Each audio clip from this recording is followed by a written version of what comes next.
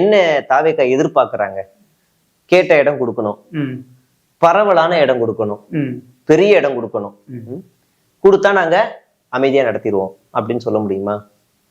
இப்ப நீங்க கேட்கிற விஜய் கேட்கிற பரவலான இடம், ஒரு 450 ஏக்கர்ல ஒரு நல்ல பெரிய இடம் பார்க்கிங் வச்சு சூப்பரா எடுத்து கொடுக்குறோம் அப்படின்னா நீங்க சிறப்பா அமைதியா நடத்திடுவீங்களா? மதுரை மாநாடு எந்த அளவுல கிழிச்சு தள்ளீங்க? நீங்க கேட்ட இடம் கொடுத்தோம் அப்படின்னு காவல்துறை கேட்க சொல்லுது. 32 ஒயின் ஷாப்பும் மூடி இருக்கு.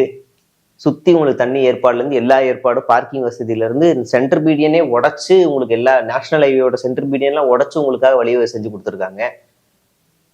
ஒரு கொடி கம்பத்தை கூட நட்டு வைக்க தெரியாம தூக்கி ஒரு கார்ல சாச்சு விட்டு, அது மட்டும் இல்லாம சொந்த கட்சியோட எல்இடி டிவி, கரண்ட் கம்பம், மரம் எதெல்லாம் கிடைக்குதோ, கட்சியோட பேனரு, கட்சி அதாவது நேத்து ஒரு திமுக மாநாடு நடந்துச்சு. மேடையில ஒரு ஒரு கோபுரம் மாதிரி செஞ்சிருப்பாங்க, ஒரு வடிவம். அதெல்லாம் கிட்ட யாரும் போகவே இல்லை. இவங்க என்ன தெரியும் பண்ணாங்க? விஜய் இப்படி பேசுறாருன்னா விஜய் இப்படி தலை மேல பார்த்தா ஒருத்தன் அந்த கட் அவுட் மேல உட்காந்துருப்பான்.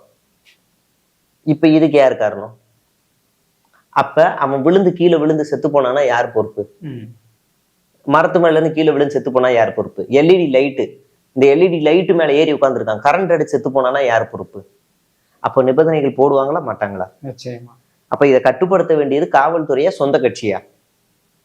நீ ஒடுக்குறாங்க இதெல்லாம் பண்றாங்கன்னா நீ எல்லாம் இதை பேசுறது தகுதியே இல்லை. தாவேக்கா கட்சியினர் இதை பேசுறதுக்கு நூல் அளவு கூட தகுதி கிடையாது.